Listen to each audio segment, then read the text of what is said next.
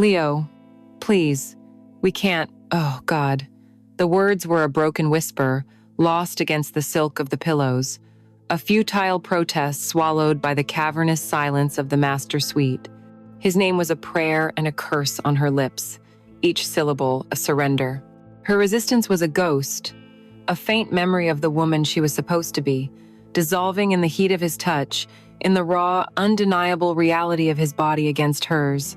A soft groan escaped her, involuntary, laced with a pleasure so sharp it felt like pain, a pleasure that shamed her, that saved her. His breath was hot on her neck, his own voice a low murmur, chanting her name Eleonora, not Mrs. Vance, but Eleonora, as if reclaiming her from a life that had polished her into nothingness. But before the storm, there was the stillness. Before the fire, there was the frost. Months earlier, Eleonora Vance existed in a state of suspended animation, a perfect portrait hung in the gilded cage of her husband's penthouse. The city of New York sprawled beneath her floor-to-ceiling windows, a vibrant, chaotic world she could see but never touch. Her days were measured by the silent sweep of the clock's hands across a marble mantelpiece, by the precise arrangement of fresh flowers that a florist replaced every 2 days. She would wander through the vast, gallery-like rooms, her heels clicking a lonely rhythm on the polished stone floors. The art on the walls, worth more than most people's dreams, were her only companions, as cold and silent as she was. Her husband, Marcus Vance, was a powerful absence. His presence felt only in the rigid perfection he demanded of his home and his wife, a voice on the phone from Zurich or Tokyo, discussing acquisitions and market shares, never her heart. Then, he came, Leo Martinez. He was just a boy, really, sent from the high-end cleaning service Marcus's assistant had hired. He moved with a quiet grace that was almost invisible, a stark contrast to the opulence surrounding him. He wore a simple gray uniform that couldn't hide the strength in his shoulders or the intensity in his dark, watchful eyes. He didn't just clean surfaces, he seemed to absorb the details of the space, his gaze lingering on a sculpture's curve or the way the afternoon light fell across a painting. And he saw her. In a world where people looked at Mrs. Vance, the billionaire's wife, his eyes, for a fleeting second, saw Eleonora, the woman drowning in the silence. It was just a glance, a brief, accidental meeting of eyes as she stood by the window, but in that moment, the stillness was broken by the faintest tremor, the first, dangerous spark of a fire that would one day consume them both. His first day began in a service elevator that smelled of disinfectant and institutional polish, a scent that was a universe away from the turpentine and linseed oil that clung to his own small apartment in the Lower East Side. When the doors slid open directly into the Vance penthouse, Leo Martinez felt as though he had stepped not just into another social stratum, but onto another planet. The sheer volume of the space was the first thing that hit him. Ceilings soared 2 stories high, and a wall of glass framed Central Park like a living, breathing masterpiece, a view he had only ever seen in films. The air was cool and still, scrubbed clean of any scent of life, carrying only the faintest, most expensive hint of white florals. Marble floors stretched out before him like a frozen lake, reflecting the severe, abstract sculptures that stood like silent sentinels in the echoing space. It was not a home, it was a statement. A declaration of wealth so vast it had calcified into something cold and untouchable. His supervisor had given him the rules, her voice clipped and nervous. Don't speak to the residents unless spoken to. Don't touch anything that isn't on the cleaning manifest. And above all, be invisible. Leo was good at being invisible. It was a skill he had honed in crowded classrooms and on bustling city streets. He began his work, his movements methodical and quiet. But while his hands wiped and polished, his eyes, the eyes of an artist, were committing every detail to memory. He saw the way the morning light cut across a monolithic granite countertop, the subtle gradations of gray in a Gerhard Richter painting that dominated an entire wall, the precise, almost neurotic, alignment of coffee table books that had clearly never been opened. He saw the profound, oppressive loneliness of it all. This wasn't a place where people lived and laughed and argued and made messes. It was a place where things were kept, including, he would soon realize, people. He first saw her as a silhouette against the massive windows. Eleonora Vance. She was on the phone, her posture ramrod straight, a glass of water held in a hand that trembled almost imperceptibly. Her voice was a low, controlled murmur, but he could hear the tension in it, the carefully constructed calm of a woman walking on a wire. She wore a simple cream-colored cashmere dress that probably cost more than his entire semester's tuition. It was elegant, flawless, and it seemed to encase her, another beautiful object on display. When she turned, he saw her face properly for the first time. She was stunning, with high cheekbones and eyes the color of a stormy sea. But there was a fragility there, a sadness in the set of her mouth that no amount of wealth could conceal. She was the most beautiful, tragic thing he had ever seen, a subject an old master would have wept to paint. For Eleonora, he was initially nothing more than a flicker of movement in her peripheral vision, another uniform in a long line of staff who paraded through her life, their faces blurring into one another. They were the silent machinery that kept her cage gleaming. She had learned long ago to look through them, to render them as invisible as they were meant to be. But there was something different about this one. It was his silence. Her home was always silent, but it was a dead, empty silence. His was a silence of concentration, of presence. She found her eyes drifting toward him as he worked. She watched him clean a bronze sculpture by Brancusi, his touch on the cool metal surprisingly gentle, his movements efficient yet careful, as if he understood its value beyond the price tag. He wasn't just cleaning it, he was tending to it. Then, she started to notice the details. She noticed his hands. They were strong and capable, with long fingers. They were not the hands of the men in her world, whose palms were softened by privilege and whose nails were immaculately manicured. His hands bore the faint, honest stains of labor. And as she looked closer one afternoon, while pretending to read a magazine on a chaise lounge, she saw it. A tiny, brilliant fleck of cerulean blue paint lodged near his thumbnail, a secret testament to another life, a life of passion and creation that existed far beyond these sterile white walls. That small speck of color felt like a shout in the hushed, neutral palette of her world. She found herself watching him for the rest of the afternoon, noticing the way his dark hair fell across his forehead when he bent down, the easy, unself-conscious way he moved his body, a fluid grace that spoke of youth and a life lived in motion, not in stillness. He was real. In a world of artifice, he was jarringly, breathtakingly real. The moment it all changed happened late in his second week. He was polishing the enormous glass panes of the west-facing window, and she was walking through the grand salon on her way to the library, a journey she made 10 times a day just to feel the sensation of movement. She had not intended to stop. She had intended to glide past him, a queen in her castle, giving him no more thought than she would a floor lamp. But as she drew near, he turned, a spray bottle in one hand, a squeegee in the other. He had not heard her approach. They were suddenly face to face, closer than they had ever been, trapped in an unexpected bubble of shared space. The scent of the glass cleaner was sharp in the air, but beneath it she could smell something else, something warm and alive, the faint, clean scent of his skin.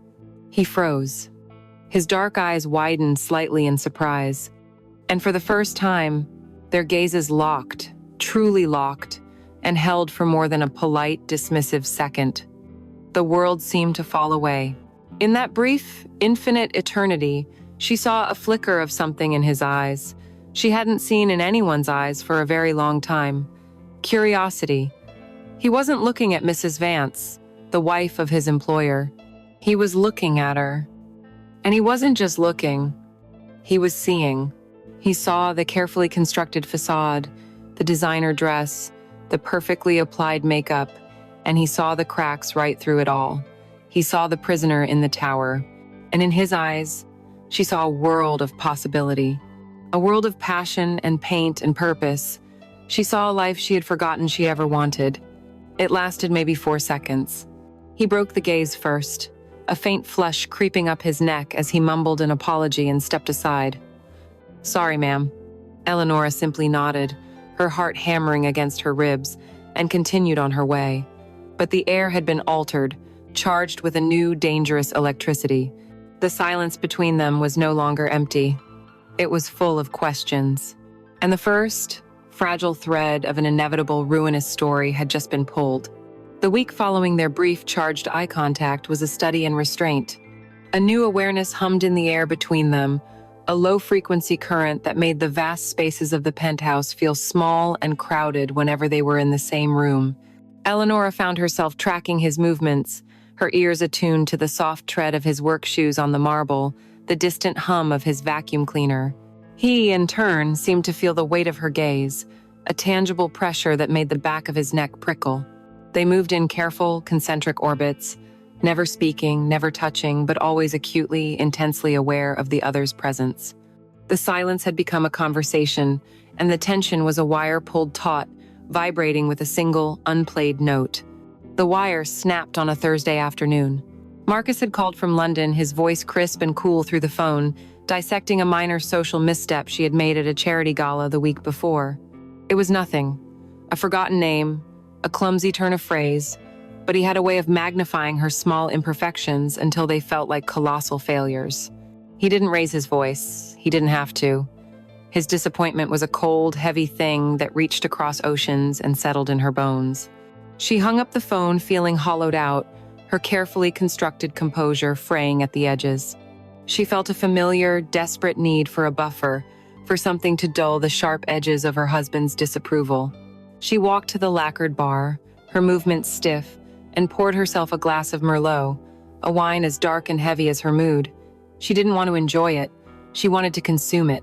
She carried the glass into the main salon, where the afternoon sun was slanting through the windows, illuminating dust motes dancing in the air. The room was immaculate, a testament to Leo's quiet, diligent work. Her eyes fell upon the cream and ivory expanse of the Kerman rug, an obscenely expensive antique that Marcus had acquired at a Christie's auction.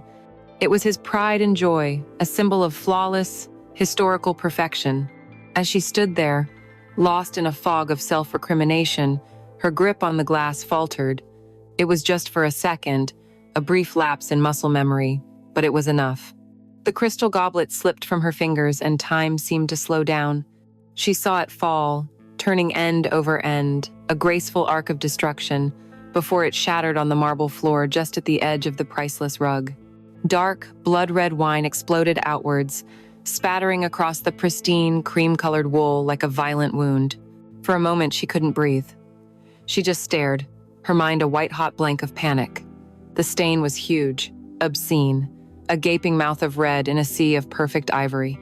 All she could see were Marcus's eyes, cold and furious. She could hear his voice, not yelling, but worse, speaking in that low, controlled tone that dripped with contempt. Careless, inelegant, disappointing. The rug wasn't just a rug. It was a test, and she had failed it spectacularly. Her heart began to hammer against her ribs, a frantic, trapped bird. She felt a childish, overwhelming urge to cry, to run and hide. She was the mistress of this palace, yet she felt like a terrified scullery maid who had just broken the queen's favorite plate. "Mrs. Vance?" A calm voice said from the doorway. It was Leo. He must have heard the smash. He stood there, holding a dustpan, his dark eyes taking in the scene with an unnerving placidity.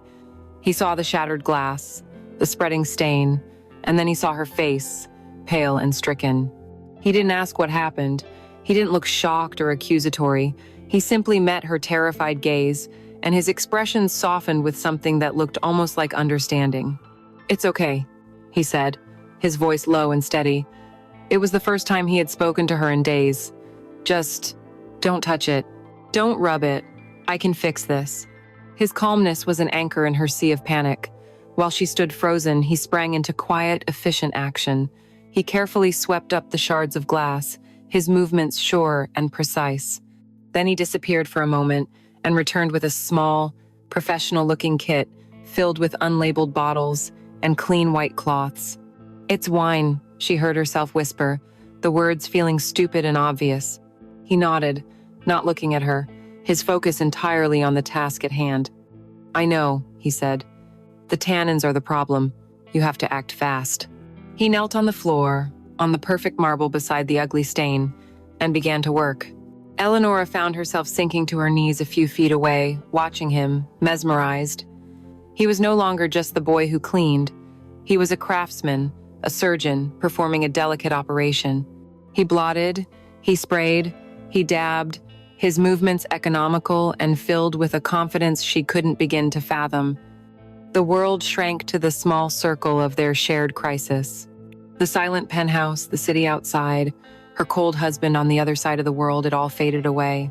There was only the sound of the cloth against the damp wool, his steady, quiet breathing, and the frantic beating of her own heart. She was closer to him than she had ever been, close enough to see the slight curl of his eyelashes, the focused line of his jaw. She could smell the faint, clean scent of his soap and his skin, a scent that was warm and human and real. He worked for what felt like an eternity, patiently lifting the stain molecule by molecule. She watched his hands, the way his strong fingers manipulated the cloths with such dexterity. Those were the hands with the fleck of blue paint, hands that could create, and here they were, cleaning up her mess, erasing her mistake. A wave of gratitude so intense it made her dizzy washed over her.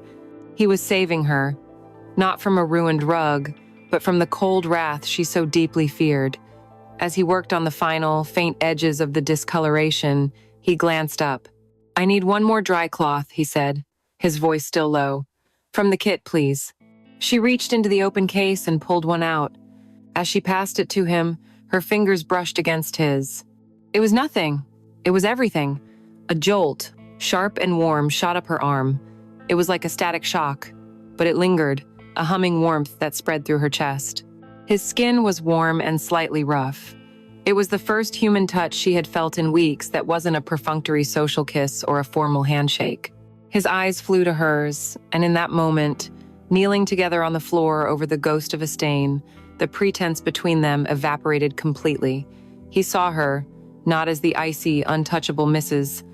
Vance, but as a vulnerable, frightened woman. And she saw him, not as the help, but as a kind, competent man who had, for a moment, become her protector. He took the cloth, his fingers gently grazing hers for a fraction of a second longer than necessary. Neither of them breathed.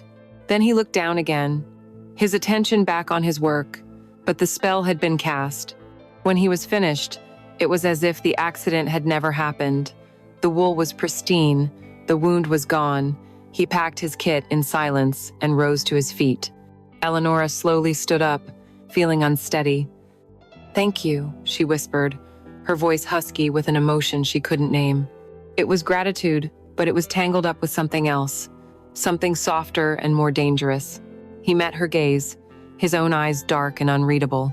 "It's my job, ma'am," he said, the formal ma'am sounding strange and out of place after the intimacy they had just shared. He gave a small, almost imperceptible nod, and then turned and left the room, leaving her alone with the ghost of the stain and the very real, lingering memory of his touch. The spilled wine was a baptism. It washed away the formal, invisible barrier that had stood between them, and in its place, a fragile, trembling bridge was built. The days that followed were no longer silent. The silence was still there, a vast ocean of it, but now it contained islands, small, secret moments of communication that began to dot the lonely landscape of their week. A shared, fleeting smile when he found a pen she had been looking for. A look of gratitude in her eyes when he adjusted a window blind to stop the glare on her laptop screen. These were small, insignificant gestures, yet they were everything. They were the first words in a new, unspoken language. Eleonora found herself orchestrating her days around his schedule, a fact she would not admit even to herself. If she knew he was cleaning the library on Tuesday morning, she would suddenly feel an urge to find a specific art monograph, her fingers tracing the spines of books as she listened to the soft whisk of his duster.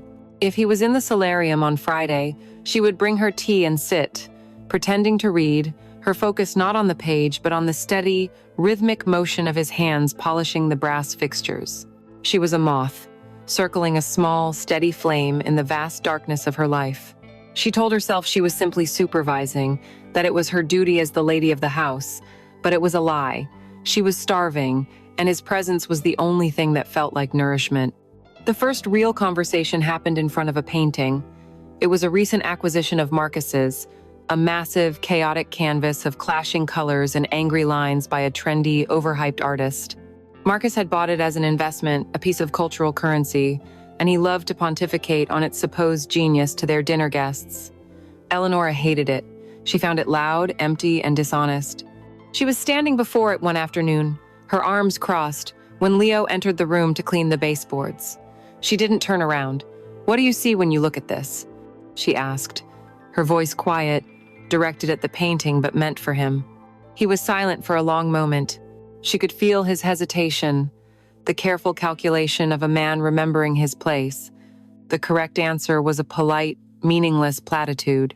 But then he spoke, his voice as quiet as hers, yet filled with a surprising conviction. "I see fear," he said. "The artist is afraid of silence, so he's shouting. All these colors, these lines, they're trying so hard to mean something that they end up meaning nothing at all. It's loud, but it isn't saying anything." Eleanor turned to look at him then. He was kneeling, a cloth in his hand, but his eyes were on the painting, and they were sharp and discerning. He hadn't given her a safe answer. He had given her the truth. And it was the exact same truth that was in her own heart. A slow smile touched her lips, the first genuine smile she had felt in a long, long time. "That's it exactly," she breathed. "It's shouting." In that moment, he ceased to be the staff. He became a peer, an equal, the only person in this entire glass tower who spoke her language. That conversation cracked the door open, and soon it swung wide. Art became their secret country, a safe territory where they could meet. She would ask him about the artists who inspired him. He would talk about the raw power of Basquiat, the emotional weight of Ketha Kollwitz. He spoke with a fierce, quiet passion that captivated her. In return, she began to speak of her own past, a life she had packed away like an old ball gown. She told him about her first job at a small gallery in Chelsea, the thrill of discovering a new talent, the smell of oil paint and wet clay that she used to live and breathe. As she spoke, she could feel the old Eleonora, the passionate, purposeful woman she had been, stirring from a long slumber. He listened, truly listened, his dark eyes fixed on her, making her feel more seen and heard than her own husband had in a decade of marriage. Their conversations became a clandestine dance. They would talk about the architectural lines of the city skyline visible from the windows, about the use of light in a Vermeer print that hung in a hallway, about the novels she was reading and the music he listened to while he sketched in his small apartment. They never spoke of her husband. They never spoke of the crushing loneliness that defined her existence. They never spoke of the power imbalance that hung between them like a guillotine. But they were talking about all of those things, all the time, through the coded language of art and literature. When she spoke of the isolation in an Edward Hopper painting, she was speaking of her own. When he talked about an artist's struggle to find their authentic voice, he was talking about his own fight for a future. The psychological craving that had been a faint whisper was now a constant, aching hum. It was a hunger for the next conversation, the next shared glance, the next moment of pure, unadulterated connection. The desire for him was no longer just a vague physical curiosity. It was a deeply rooted need to be near the one person who saw her soul. The air around them grew thick with this unspoken intimacy. There were moments when he would hand her a book she'd asked for, and their fingers would brush, a seemingly innocent contact that sent a shockwave through her entire body. Or they would be standing close together, discussing a detail in a photograph, and she would become intensely aware of his breathing, of the warmth radiating from his body, of the overwhelming urge to close the small distance between them. He was so young, so full of life and potential, a stark, painful contrast to the gilded sterility of her life. He was everything she wasn't, everything she had lost. And she wanted him with a desperation that both terrified and thrilled her. She was no longer just lonely. She was in the exquisite, agonizing process of falling in love with the boy who cleaned her cage, and she knew, with the kind of certainty that precedes a terrible storm, that soon, the talking would no longer be enough. Marcus left for a 10-day business trip to Asia on a Tuesday. His departure left a vacuum in the penthouse, an absence of pressure that was both a relief and a source of profound, unnerving emptiness. The rigid schedule that governed the household relaxed. The air grew lighter, but for Eleonora, the silence he left behind was somehow heavier than the weight of his presence. By Thursday, a storm began to gather over the city, mirroring the one that had been building inside her for weeks. The sky turned a bruised purple-gray, and a restless, humid wind whipped around the corners of the building, making the great glass walls moan softly. Eleonora paced the length of the salon, a caged animal sensing a change in the atmosphere, feeling the oppressive barometric pressure in her own blood. Leo's shift was supposed to end at 5. At 4:45, Eleonora watched him pack his supplies, his movements as neat and economical as ever. The thought of the service elevator doors closing, of him disappearing into the world below, leaving her to face the roaring loneliness of the coming night, was more than she could bear. The conversations, the shared glances, the accidental touches they had all been kindling. Now, with Marcus gone and the storm closing in, a single spark felt inevitable, and the idea of him not being there when it struck was a physical pain. She needed him to stay. With a clarity that was both terrifying and exhilarating, she knew she could not let him leave.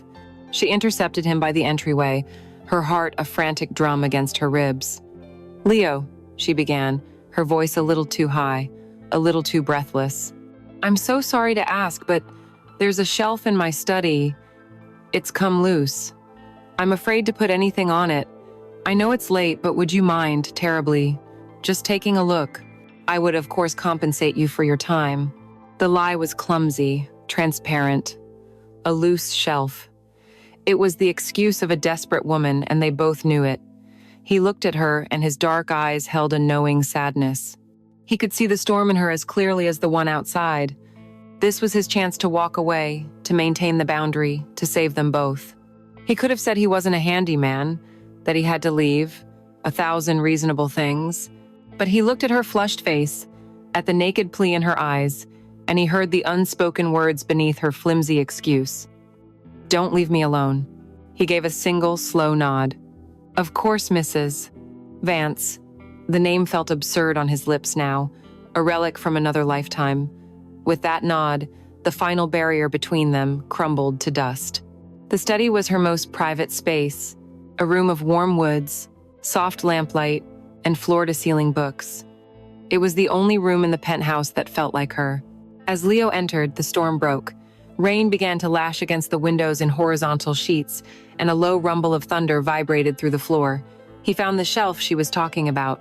It was, as he'd suspected, perfectly secure.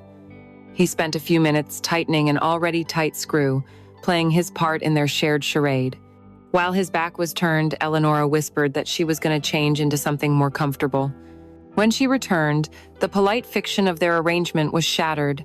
She had shed the armor of her day dress and was now wearing a long robe of deep, shimmering emerald silk. It clung to her body, outlining the soft curve of her hips, the swell of her breasts. Her hair was unpinned, falling in soft waves around her shoulders, and her feet were bare against the plush carpet. She was no longer Mrs. Vance, the employer.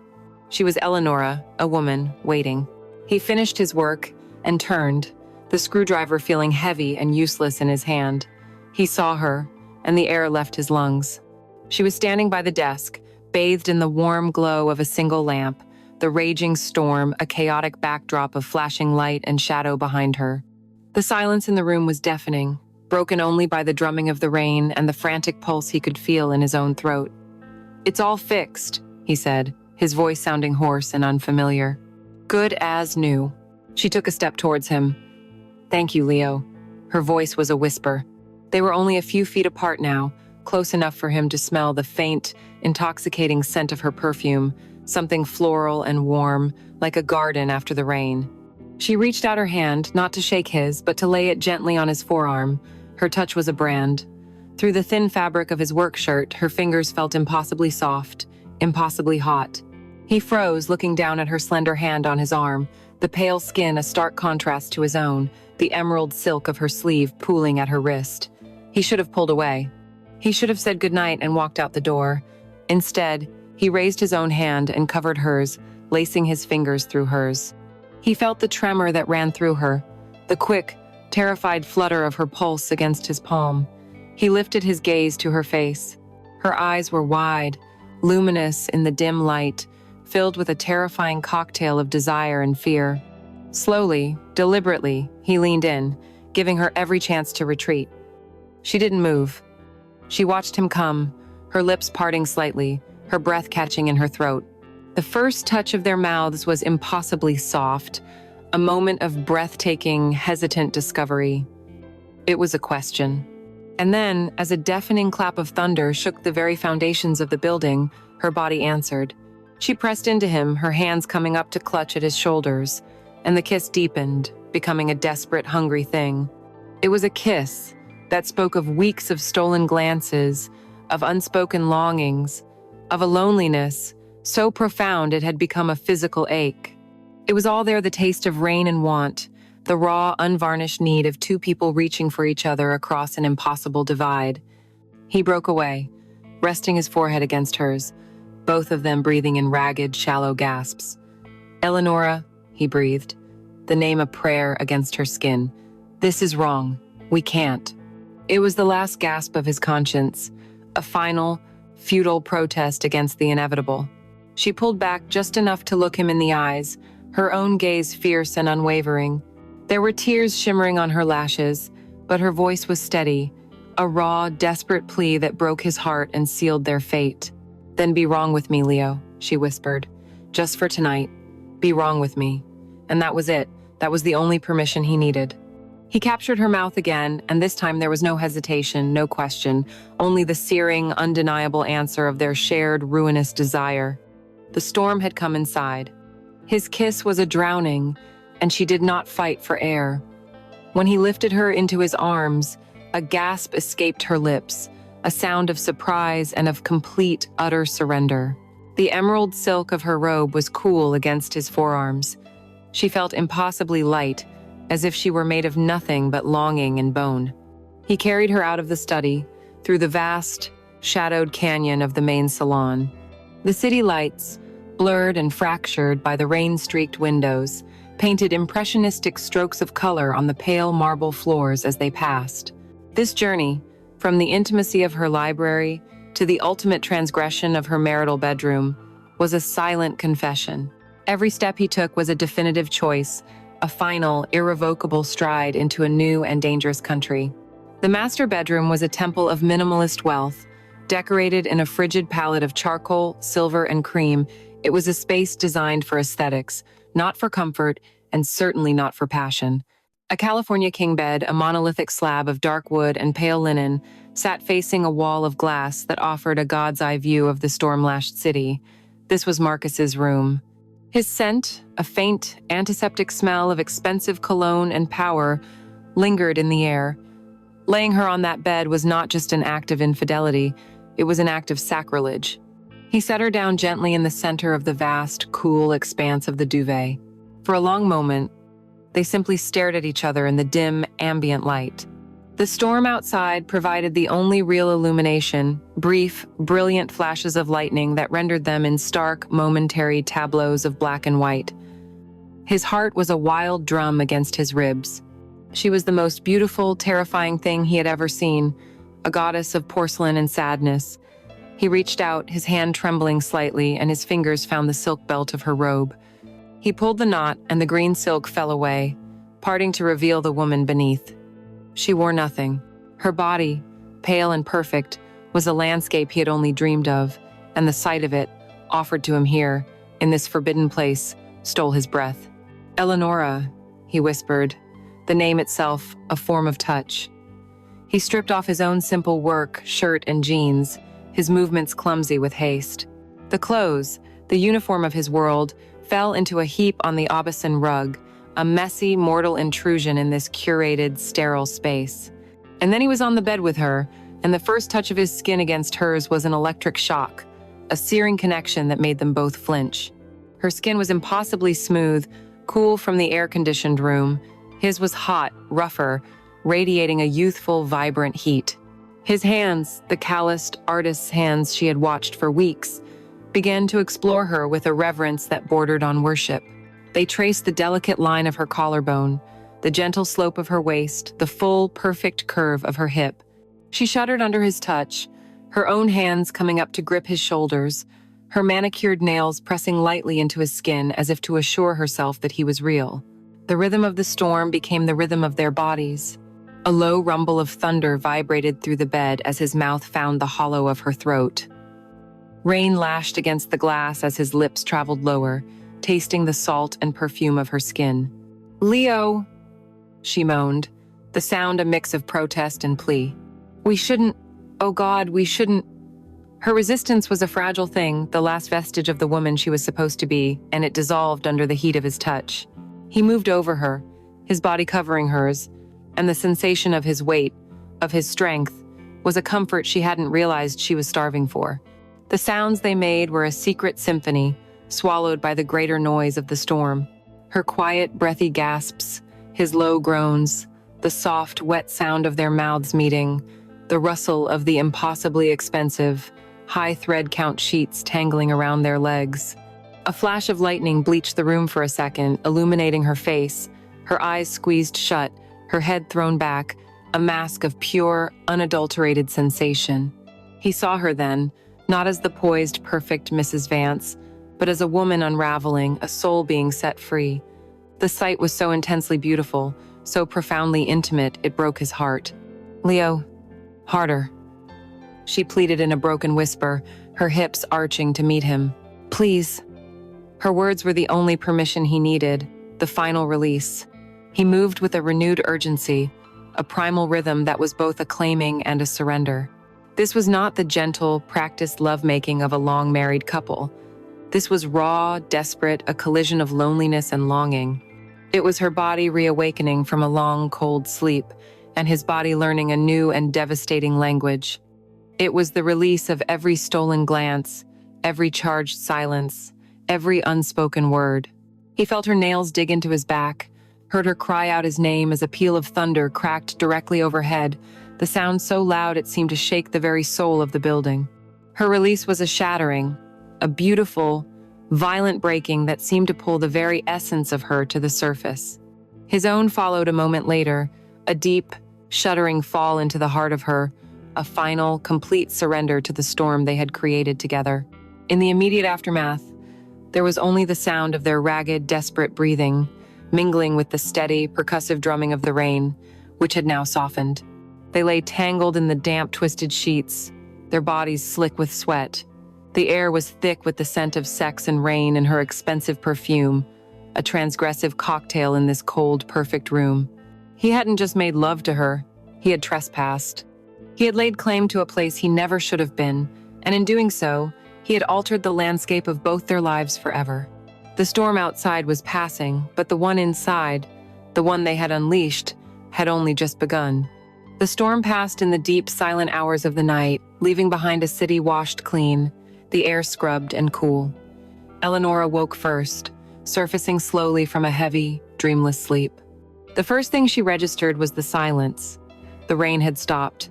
The second was the unfamiliar weight and warmth of a body beside her in the vast, empty landscape of her bed. The memories of the night came rushing back not as a clear narrative, but as a series of visceral, sensory fragments. The shocking heat of his skin, the rasp of his unshaven jaw against her neck, the desperate, broken sound of her own voice chanting his name. The air was thick with the evidence of their collision, a primal, musky scent of sex and sweat that had completely overwhelmed the sterile floral notes of the room. It was the scent of life, and it smelled like a crime. She turned her head slowly on the ridiculously expensive pillow. In the soft gray light of pre-dawn, Leo was asleep, his face turned towards her. The harsh lines of desire and concentration from the night before had smoothed away, and in repose, he looked impossibly young, achingly vulnerable. A dark curl had fallen across his forehead, and his long lashes rested on his cheek. He was just a boy, a beautiful boy with an artist's soul who had wandered into her desolate life. And what had she done? She had pulled him into her gilded cage, made him an accomplice in the ruin of her own hollow vows. A wave of guilt so profound it felt like nausea washed over her, cold and bitter in the back of her throat. As if sensing her gaze, his eyes flickered open. They looked at each other for a long, silent moment. The raw, primal connection of the night was gone, shattered by the first, unforgiving rays of daylight. In its place was a chasm of awkwardness and regret. He was no longer her passionate, desperate lover. He was Leo Martinez, the young man who cleaned her apartment. And she was no longer his wild, uninhibited Eleonora. She was Mrs. Marcus Vance, the wife of the man who unknowingly paid his wages. The reality of their positions, of the vast, unbridgeable gulf between their worlds crashed down upon them. He sat up abruptly, pulling the sheet with him, a sudden, clumsy gesture of modesty that was more intimate than all the nakedness of the night before. "I have to go," he whispered, his voice rough with sleep. He didn't need to explain. The unspoken rule hung heavy in the air. He had to be gone before the morning staff, the cook, and the housekeeper arrived. He had to vanish, to become a ghost, to leave no trace. She could only nod, her throat too tight for words. She watched as he moved through the room, gathering his discarded clothes from the floor. His simple shirt and jeans looked alien and impoverished, lying on the silk Aubusson rug. He dressed quickly, his movements efficient, furtive. He was erasing himself from her world, transforming back into the invisible boy who polished her silver. He didn't look at her. It was too hard. The shame was a palpable thing, a third person in the room with them. When he was dressed, he stood by the door, his hand on the knob. He finally looked at her, his eyes dark with a complex mixture of emotions she couldn't begin to decipher. Desire was still there, but it was now laced with fear, with confusion, with the dawning horror of their shared transgression. "Eleonora," he started, but he didn't know how to finish. What was there to say? Last night was a mistake? Last night was beautiful? Both were true, and both were impossible to say. She gave him a small, sad smile. "Go," she whispered. It was all the permission and absolution she could offer. And then he was gone, the bedroom door closing behind him with a soft, final click that echoed in the silence like a gunshot. The loneliness that descended in his absence was a physical entity. It was heavier, sharper, and more suffocating than ever before. She was left alone in the wreckage. The vast bed was a battlefield, the tangled, damp sheets a testament to their frantic, ruinous passion. His scent lingered on the pillow beside her, a ghostly presence that was both a comfort and a torment. She felt a phantom echo of his touch on her skin, and a fresh wave of shame washed over her. Slowly, she forced herself out of bed, her limbs feeling heavy, her body aching in ways that were both pleasurable and painful. She walked into the master bathroom, a cavern of gleaming Italian marble and polished chrome. For a long moment, she just stared at the floor, unable to face her own reflection. Finally, she lifted her head. The woman in the mirror was a stranger. Her hair was a tangled mess. Her lips were swollen from his kisses, and her eyes were different. They were haunted, shadowed with guilt, but beneath that, there was a flicker of something she hadn't seen in a decade, a spark of life, a wildness. Then she saw it, a dark purplish mark on the pale skin just above her collarbone, a love bite, a brand, the physical proof of her betrayal, a mark he had left on her, a secret she would now have to hide. Who was this woman with bruised skin and haunted eyes? She was Mrs. Vance, but she was also Leo's lover. She was a liar, a cheat, an adulteress. She was also, for the first time in a very long time, a woman who had felt exquisitely, undeniably alive.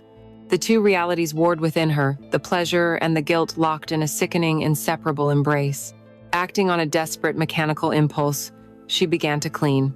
She stripped the bed with frantic energy, bundling the ridiculously expensive Egyptian cotton sheets into a ball, as if she could discard the memory of what they had done on them.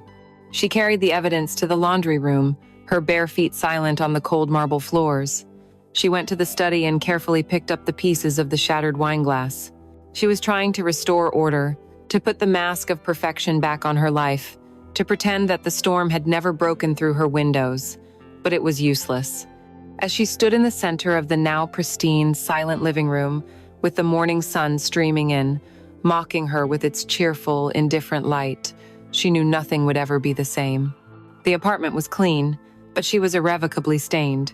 She was the ghost now, haunting the perfect, polished surfaces of her own life, and the silence was no longer just empty. It was screaming. For a week, Eleonora lived in the haunting echo of their night together. The guilt was a constant, cold companion, a shadow that followed her through the silent, sunlit rooms of the penthouse. Every time she passed the master bedroom, a phantom heat would rise in her cheeks. She would look at her own reflection and see the faint, fading mark on her collarbone, a secret shame and a secret thrill. But the guilt, as potent as it was, could not compete with the memory of his touch. The memory was a fever in her blood, a relentless, aching need that defied all logic and reason. She had tasted life after a decade of starvation, and the craving for it was now a ferocious, undeniable thing. She was at war with herself, and every day, the side that wanted him, that needed him, grew stronger. The following Thursday arrived with a feeling of unbearable anticipation. It was his scheduled day. All morning, she was a bundle of nerves, her hands trembling as she tried to drink her tea. Would he even show up? Had he quit? Had the fear and the shame of what they had done sent him running? The thought of never seeing him again was a sharp, physical pain. When the chime of the service elevator finally sounded at precisely 9 a.m., her heart leaped into her throat. She stayed in the library, her back to the door, pretending to read a book, listening to the faint sounds of his arrival, the quiet hum of his equipment. She didn't dare look at him. They spent the first hour in a state of strained, silent avoidance, two planets in a careful, agonizing orbit, terrified of collision. He cleaned the grand salon. She remained in the library. He moved to the dining room. She retreated to her study. The air was thick with unspoken words, with the memory of skin and silk and the sound of the storm. Finally, she could bear it no longer. She walked into the salon under the pretext of looking for her phone. He was there, polishing the grand piano, his back to her. He must have sensed her presence, because he stopped, his hand hovering over the glossy black surface. He turned slowly. Their eyes met across the vast, sun-drenched room, and in that single, silent glance, the entire agonized week of waiting was resolved. There was no question, there was no doubt. There was only a quiet, desperate, and mutual surrender. It was going to happen again. Later, when he was working in a secluded hallway near her study, he found a moment. The housekeeper was in the kitchen, the cook was out for groceries. He approached her, his face serious, and without a word, he pressed a small folded piece of drawing paper into her hand. His fingers were warm, and they lingered against hers for a barest second before he retreated, disappearing back down the hall. Eleanora's hand trembled as she unfolded the paper. It was a sketch, done in soft charcoal, rendered with breathtaking skill and sensitivity. It was not of her face, but of her hands, the way they had been resting on the arm of a chaise lounge a week ago as she pretended to read. He had captured every detail, the slimness of her fingers, the rings she wore, the almost imperceptible tension in her knuckles. It was an impossibly intimate gesture, a secret observation made real. He hadn't just seen her body. He saw the small, unguarded pieces of her soul. She clutched the drawing to her chest, the fragile paper feeling like a sacred relic. This was no longer just about desire. This was something far more dangerous. That afternoon, she prepared herself. This was not like before, not a surrender to a moment of weakness in a raging storm. This was a conscious, deliberate choice. This was her claiming her own desire, her own body. She went to her vast walk-in closet, bypassing the sensible, Marcus-approved lingerie and the comfortable silks. She went to a drawer she rarely opened, and from beneath a layer of tissue paper, she pulled out a set of lingerie she had bought on a whim in Paris years ago and had never had the courage or the occasion to wear. It was made of the finest black French lace, delicate and intricate, a web of forbidden beauty. As she put it on, she looked at herself in the mirror. This was not for her husband. This was not for a man who saw her as another beautiful, well-maintained acquisition. This was for the boy with charcoal under his fingernails. This was for her. Their rendezvous was unspoken. When he had finished his official duties, he simply went to the guest suite at the far end of the West Wing. It was a beautiful, opulent room, decorated in shades of blue and gold, but it was rarely used, a silent, forgotten corner of the penthouse. It became their sanctuary. Eleanora found him there, standing by the window, looking out at the city. The afternoon sun streamed in, bathing the room in a warm golden light. There was no storm today, only a profound, waiting stillness. He turned as she entered, and his eyes drank her in. He walked to her, and without a word, began to unbutton the simple silk blouse she wore.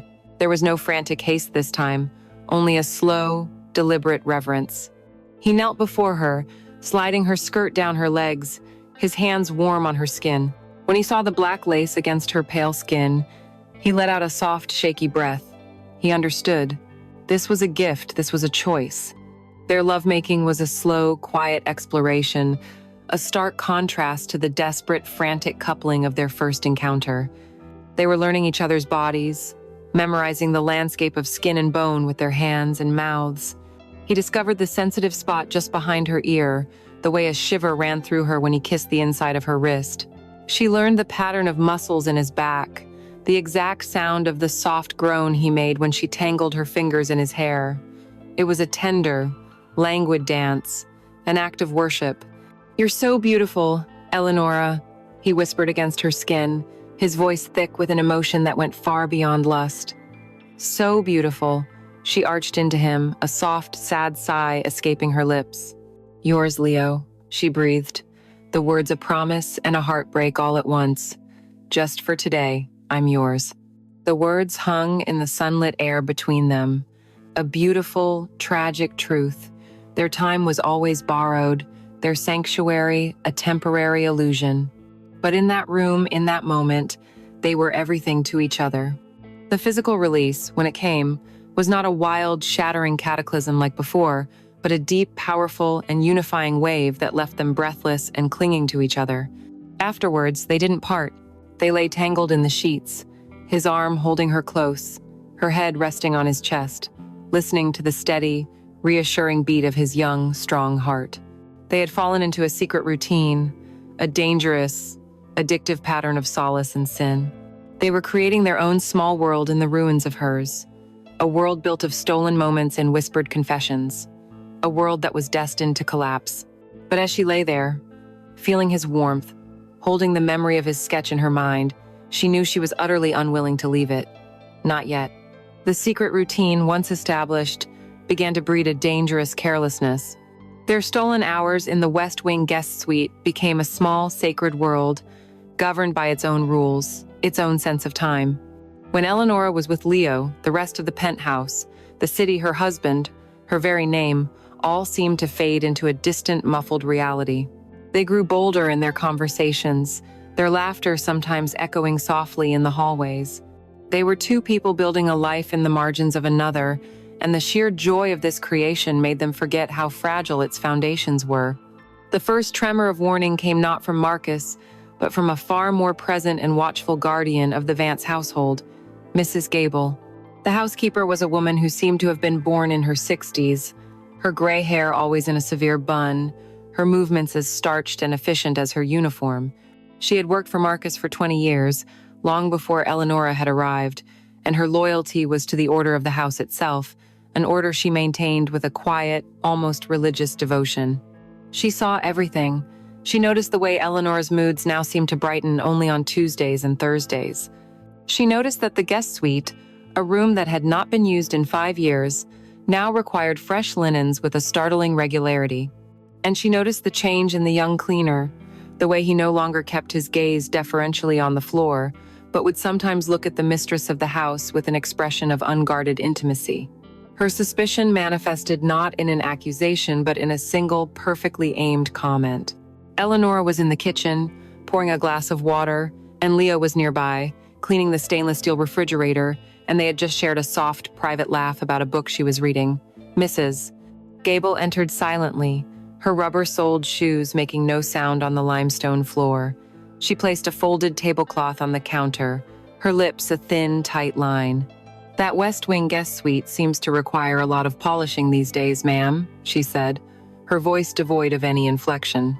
She was speaking to Eleonora, but her cold, knowing eyes flickered towards Leo for a fraction of a second. Odd, for a room no one ever uses. The blood drained from Eleonora's face. The innocuous words landed with the force of a slap. It was a warning shot, a clear and precise signal that their secret was not as secret as they believed. Leo immediately stiffened, his entire body going rigid, and he focused on polishing a single spot on the refrigerator with an intensity that was utterly artificial. Eleonora recovered quickly, forcing a light, dismissive laugh.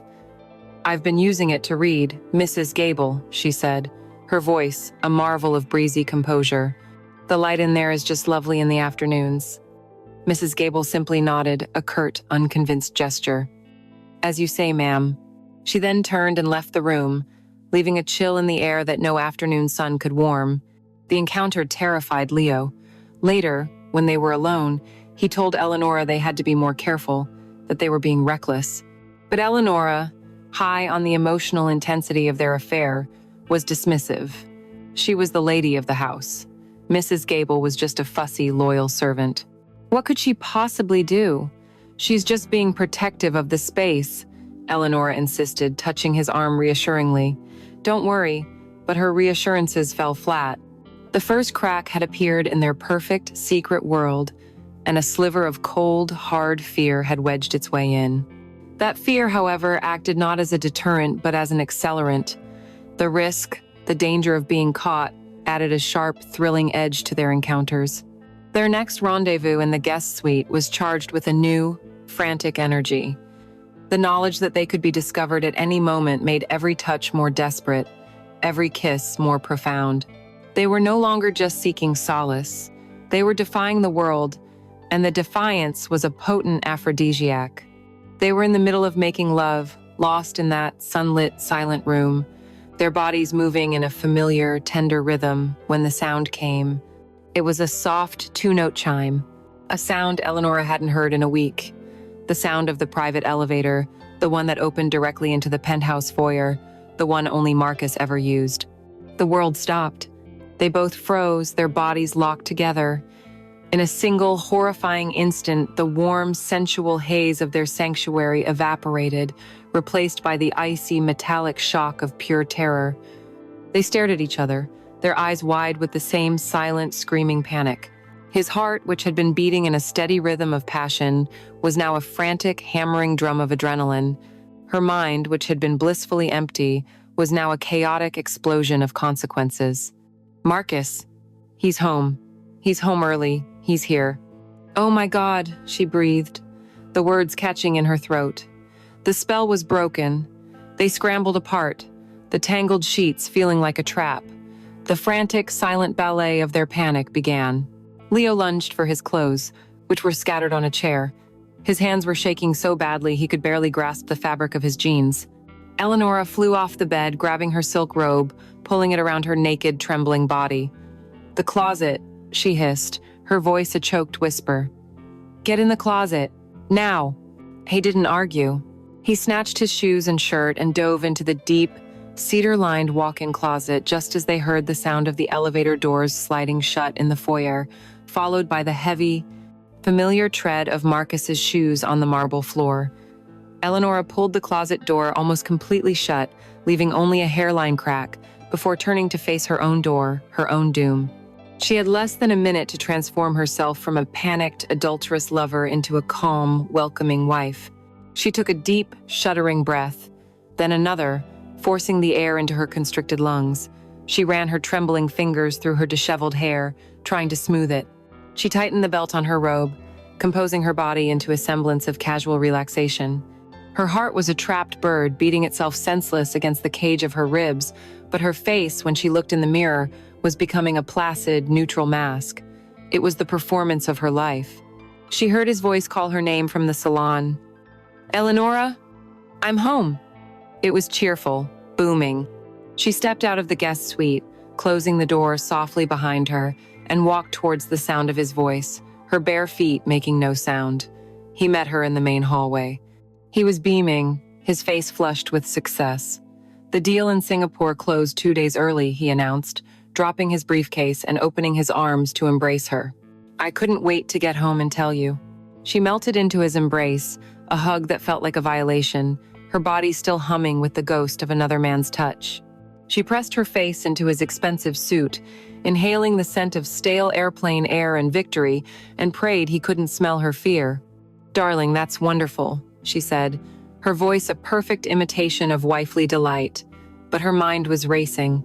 Leo was in the closet of that room. What if Marcus wanted to drop his things in a guest room? What if he walked that way? The geography of the penthouse had become a minefield. Let's have a drink to celebrate, she said quickly, taking his hand, her touch firm, guiding. Let's open that bottle of champagne you were saving. She began to lead him back towards the salon, away from the west wing, away from the closed door that held her secret. He followed, unsuspecting, wrapped in his own triumph. For a terrifying moment, he paused, looking down the hallway. "I should put my bag away," he began. Later, Eleonora said, her voice a silken command, her smile dazzling. "Celebrate with your wife first." It worked. He let her lead him away. As they walked, she knew with chilling certainty that their affair had been irrevocably altered. The secret garden had been breached. The thrill was no longer a game. It was the deadly, addictive hum of a live wire, and they were both holding on with trembling hands. The close call with Marcus was not the splash of cold water they needed. It was a lit match thrown on gasoline. The affair, which had begun as a tender, desperate search for solace, now twisted into something harder, sharper, and infinitely more dangerous. The fear of being caught became a constant, low-humming current between them, and instead of pushing them apart, it fused them together in a reckless, self-destructive pact. The stolen moments were no longer soft and languid. They were frantic, fueled by a nervous energy that bordered on panic. The sweetness was gone, replaced by the bitter, addictive taste of adrenaline. They were no longer just lovers. They were co-conspirators in a slow-motion act of sabotage against Eleonora's life. Eleonora especially was changed. The terror of that afternoon had broken something inside her. The constant, low-grade anxiety of her marriage had been replaced by the high-stakes, acute fear of the affair, and she found, to her own horror, that she preferred it. At least this fear made her feel alive. The placid mask she had worn for a decade was cracking, and a wild, nihilistic energy was beginning to seep through. She felt an overwhelming compulsion to push, to test the boundaries, to see how close she could get to the sun before her wings melted completely. Her gilded cage had never felt so small, and she was now determined not to escape it, but to burn it to the ground.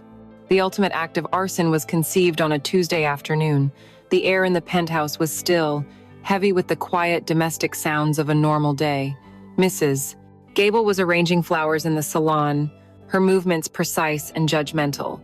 Leo was quietly working, trying to remain as invisible as possible, his own nerves frayed from the constant tension. He felt Eleonora's presence before he saw her. She cornered him in the hallway that led to the east wing, her body blocking his path. Her eyes were bright, almost feverish. "Not the guest suite today," she whispered, her voice low and urgent, a strange, dangerous excitement coloring her tone. "My husband's study, in half an hour." Leo felt a chill go through him that had nothing to do with the air conditioning. The study, Marcus's inner sanctum, the one room in the penthouse that was unequivocally his, the seat of his power, the symbolic heart of his empire. The idea was insane. It was a death wish. "Eleonora." "No," he whispered back, his voice pleading. "We can't. Think about it. It's the middle of the day. Mrs. Gable, it's too dangerous." He looked into her eyes, trying to find the gentle, sad woman he had fallen for, but she was gone. In her place was a reckless stranger. She reached up and touched his face, her fingers cool against his skin. "I don't care about danger anymore, Leo," she said, her voice dropping to a near hiss, filled with a terrifying conviction.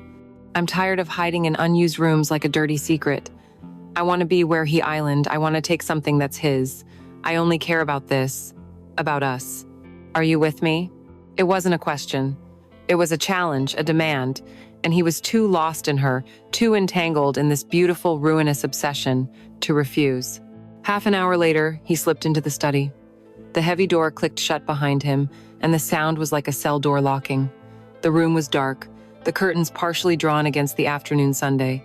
It smelled of old leather, expensive wood polish, and the faint, lingering scent of Marcus's cigars. It was the smell of power. Leather-bound books, chosen for their color, not their content, lined the walls. On the massive, gleaming mahogany desk sat the artifacts of Marcus's life, a heavy crystal paperweight, a silver pen set, and photographs.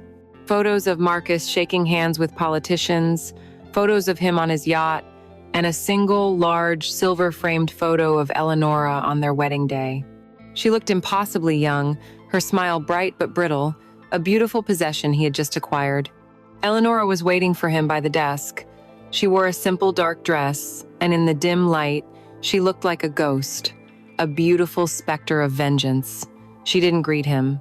She simply took his hand and pulled him towards her. Their kiss was not tender. It was rough, hungry, almost violent. It was a kiss of anger and despair. There was no slow, reverent undressing. It was a frantic, clumsy shedding of clothes, their movements hurried and harsh. The ever-present fear of discovery made their actions sharp and economical.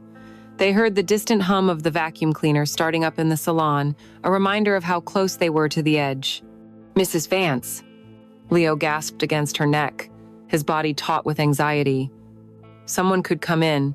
He could hear the tremor in his own voice. Eleanor threw her head back, a sound that was half a laugh and half a sob caught in her throat.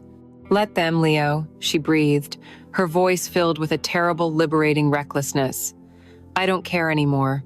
And she pulled him down with her, onto the cold, hard surface of the desk itself. It was the ultimate act of defilement. As they made love, their bodies frantic and desperate, the room seemed to watch them. The leather of the desk was cool and slick against her bare back. Her hand, flailing for purchase, knocked over a heavy silver cup filled with Marcus's pens, sending them scattering across the floor with a series of soft clicks. His body, moving above her, eclipsed the photograph of her as a smiling, naive bride. This was not about pleasure. Not really. It was about rage. It was a raw, primal scream against her life, against her husband, against the beautiful, suffocating prison she inhabited. It was over almost as quickly as it began, a frantic, breathless climax that felt more like a painful spasm than a release. They were left panting, slick with sweat, the smell of their sex now mingling with the masculine scent of the room. There was no tender afterglow, no quiet intimacy. There was only the harsh, ugly reality of their transgression, illuminated by the dusty shafts of light cutting through the curtains. They scrambled to fix their clothes, to erase the evidence of their crime. Eleanor picked up the pens, her hands shaking, and placed them back in the cup. They both looked at the desk, now empty but forever tainted in their minds. A profound, unspoken shift had occurred. This act, so filled with a desperate, self-loathing nihilism, was not something they could come back from. It wasn't an escape anymore. It was a detonation. As Leo looked at Eleonora, at the wild, haunted look in her eyes, the desire he felt for her was for the first time eclipsed by a cold, sharp blade of fear. He had followed her over the edge, and he realized, with a sudden, gut-wrenching certainty, that there was no way back up. This felt like the end. The act in Marcus's study was not a climax, it was a breaking point. For Eleonora, it had been a desperate, nihilistic scream into the void, but for Leo, it was a terrifying glimpse into the abyss. In the days that followed, the memory of it haunted him, poisoning the tenderness that had once defined their affair. He would be in his life drawing class, the charcoal feeling foreign in his hand, and all he could see was the wild, self-destructive light in her eyes. He would be trying to read for his art history course, but the words would blur, replaced by the image of her pale body on the dark, polished wood of her husband's desk. The affair was no longer a beautiful, tragic secret. It had become a sickness, an obsession that was beginning to consume the very foundations of his life. He looked around his own small world, the cramped but sunlit apartment, the canvases leaning against the walls, the stacks of books, the faint, hopeful smell of turpentine. It wasn't much, but it was his. It was a future he was painstakingly trying to build, a life that belonged to him. And he realized, with a clarity that was both cold and devastating, that his life was becoming collateral damage in the demolition of hers. He had been a key for her, a way to feel, to rebel, to escape. But what was she for him? She was a beautiful, intoxicating dream that was turning into a nightmare. He saw the power imbalance between them with a brutal, unforgiving honesty. If they were discovered, she would face humiliation, a messy divorce, a scandal among the city's elite. But he would face utter ruin. His job would be the least of it. A word from a man like Marcus Vance could blacklist him, crush his academic career, and extinguish the fragile flame of his artistic ambitions before it ever had a chance to burn bright. But it was more than just fear of the consequences.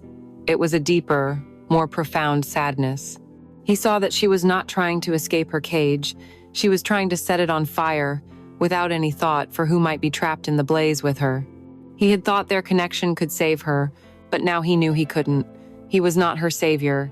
He was just another form of her destruction. The love he felt for her was still there, a painful ache in his chest, but it was now intertwined with a deep, instinctual fear. He had to get out, not just to save himself, but because he knew, deep down, that their frantic, desperate passion was only pushing her closer to the edge. The decision, when it came, felt both impossible and inevitable. He couldn't face her. He knew that if he looked into her eyes, if he felt her touch, his resolve would crumble. Her sadness was a siren song, and he was too weak to resist it, so he chose the only path he could, a path of quiet, brutal finality. He called the main office of the cleaning company. His voice was steady as he told the dispatcher he was quitting, effective immediately. He gave no reason. He just said he was moving on. He packed the gray uniform, the symbol of his entry into her world, into a box and pushed it to the back of his closet. The act was simple, mundane, yet it felt like a burial. He was burying a part of himself, the part that had lived and breathed for a woman in a penthouse overlooking the park. The sense of loss was immense, but it was followed by a flicker of something else, the quiet, clean, and utterly desolate feeling of survival. For Eleonora, that Tuesday began like any other Tuesday since their affair had taken root. It was a day of taut, nervous anticipation, a day that held the promise of life. The close call and the reckless act in the study had only intensified her need for him, her addiction to the danger and the release he provided. She waited. The morning was bright, the sky a brilliant, cloudless blue. She had chosen a simple dress, remembering how he had once said he loved to see her in blue. 9 o'clock came and went. The chime of the service elevator remained silent. She told herself he was late, caught in traffic. 10 o'clock passed. The silence in the penthouse began to feel heavy, accusatory. By 11, the knot of dread in her stomach was a cold, hard stone. He wasn't just late. At noon, she could bear it no longer. The not knowing was a form of torture. With trembling fingers, she picked up her phone and dialed the number for the cleaning service, an act of exposure that felt humiliating. She composed her voice, forcing the smooth, confident tones of Mrs. Vance into her throat. "Hello," she said to the cheerful receptionist. "I was just calling to check on my service for today. I was expecting Leo Martinez, and he hasn't arrived." The woman's response was immediate, professional, and utterly soul-destroying. "Oh yes, Mrs. Vance. My apologies for the oversight. My records show that Mr. Martinez is no longer with the company. We've assigned a new associate, Maria, to your residence. She was delayed this morning, but she should be there within the hour." Eleonora said thank you. She said goodbye. She hung up the phone. She stood perfectly still in the center of the vast salon, the phone slipping from her numb fingers and clattering onto the marble floor. No longer with the company. The words were so cold, so clinical, so brutally final. He was gone. He had left without a word, without a note, without a single look back. He had simply vanished, erased himself from her life, as easily as he had once erased a wine stain from her rug. The full weight of his disappearance crashed down on her, not with a torrent of tears or a scream of rage, but with a profound, crushing implosion of her entire being. He had escaped. He had walked out of the cage and back into his own life, a life of youth and art and possibility, and he had left her behind. She was still here, in the silent, gleaming prison she had so desperately tried to defile. She walked through the rooms, each one a monument to their dead affair. The guest suite, with its sunlit bed.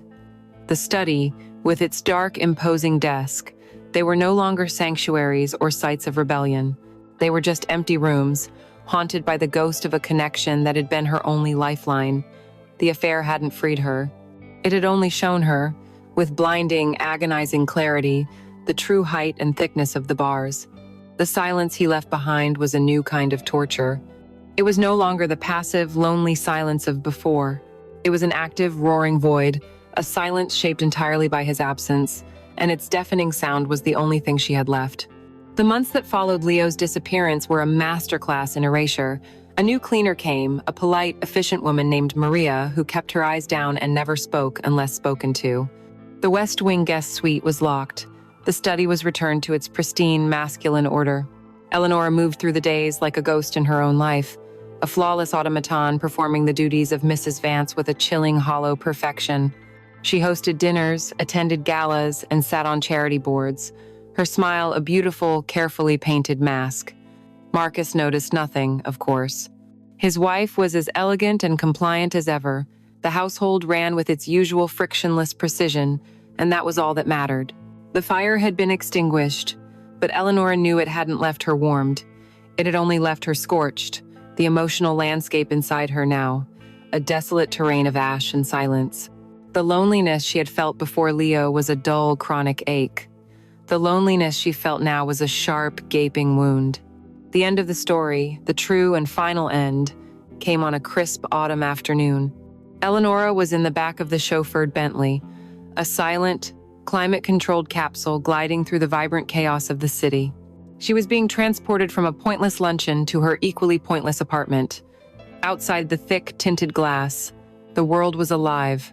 Students from NYU spilled out of cafes in Greenwich Village, their faces bright with purpose, their laughter carrying on the cool air. She watched them as one might watch a foreign film, the scenes colorful and engaging, but utterly separate from her own reality. The car slowed, caught in the snarl of afternoon traffic, and her gaze drifted idly across the sidewalk. And then she saw him. It was as if the world snapped into sharp, painful focus. He was standing outside a small gallery, the kind she used to frequent in her previous life. He looked different. The haunted, weary look he had worn during their last few weeks together was gone, replaced by a relaxed, easy confidence. He was wearing a worn denim jacket, and his dark hair was a little longer, falling across his forehead in a way that made her heart ache with a sudden, violent lurch. He was not alone. He was with a girl his own age, with paint splattered on her boots and a bright, intelligent smile. Her hand was resting on his arm in a gesture of casual, unquestioned intimacy. And he was laughing. It was a real laugh, a deep, unburdened sound of pure joy that she had never, not once, heard from him. Tucked under his other arm was a large, black artist's portfolio. Eleanora stopped breathing. She was frozen, a statue of silk and cashmere in the back of the silent car. Every detail of the scene was a fresh, twisting turn of a knife in her soul. The girl's easy touch, his unburdened happiness, the portfolio. That portfolio was his future, his art, his life, all of it moving forward, vibrant and full of promise. He was moving forward. He leaned in and kissed the girl, a quick, sweet, public kiss that was everything theirs had never been simple, and clean and free. He never once glanced towards the street, never saw the sleek black car idling just feet away. She, the woman who had shared her body and her deepest secrets with him, the woman for whom he had been a lifeline, was now nothing more than an anonymous part of the city's architecture, a dark reflection in a tinted window. She did not exist in his world anymore. And in that moment, as she sat there in her silent, moving prison, the final, brutal truth of their affair crystallized. She had imagined them as tragic, star-crossed lovers, protagonists in a shared, secret drama. She had believed her pain was his pain, her risk his risk, but it was all a lie, a story she had told herself to survive. For him, she had been a season, a fever, a dangerous, intoxicating chapter in the story of his youth, a mistake to be learned from, a memory to be perhaps recalled with a sad, knowing shake of the head years from now. He was the young artist who had an affair with the billionaire's lonely wife. It was a good story. It was a chapter. But for her, for Eleanora Vance, a woman whose story had been written, bound, and placed on a shelf a decade ago, he wasn't a chapter. He was the entire book. He was the secret, hidden novel of her life, the one she read in the dark, the only one that had ever made her feel real. And now, the book was closed. The story was over. He was walking away into the afternoon sun, holding his future in his hands. The traffic began to move. The Bentley pulled away from the curb with a smooth, silent hum, the scene on the sidewalk shrinking in the distance. Leo, his laughter, and his new life were swallowed by the city. Eleanora did not cry. She did not make a sound. She sat perfectly still, her posture impeccable. She was the perfect Mrs. Vance once more. But as the car turned onto a quieter, tree-lined street, she looked at her own pale, ghostly reflection in the window. A single, hot tear, escaped her perfectly made-up eye. It traced a slow, silent path down her cheek, a tiny, glistening flaw on the surface of a flawless, empty life. The car drove on, carrying her back to the silence and the gilded cage, leaving her to haunt the rooms of her life, forever the keeper of a story that had only ever truly belonged to her.